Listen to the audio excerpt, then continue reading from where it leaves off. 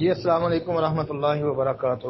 یہ بھائی نے لکھا جی ایک واقعہ کی تحقیق کر دیں۔ ایک صحابی نے دوسرے صحابی سے کہا تھا کہ میری 2 بیویاں، ایک سے آپ شادی کر لو، میں طلاق دیتا ہوں۔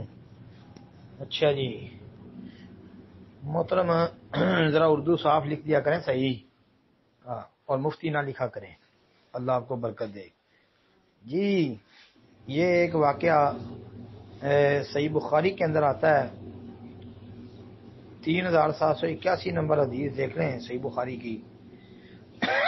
انس رضی اللہ عنہ بیان کرتے ہیں کہ حضرت عبد الرحمن بن عوف رضی اللہ عنہ آئے تو نبی علیہ الصلوۃ والسلام نے مدینہ کے امیر ترین صحابی حضرت سعد بن ربیع رضی اللہ عنہ کو ان کا بھائی بنا دیا۔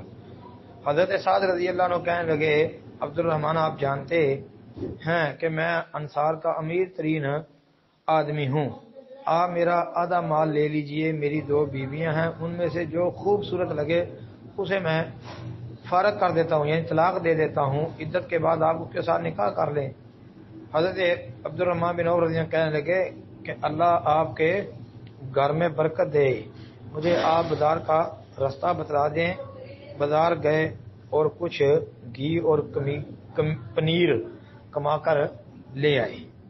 جی یہ حدیث آتی ہے صحیح بخاری کی، اور یہ واقعہ صحیح ہے۔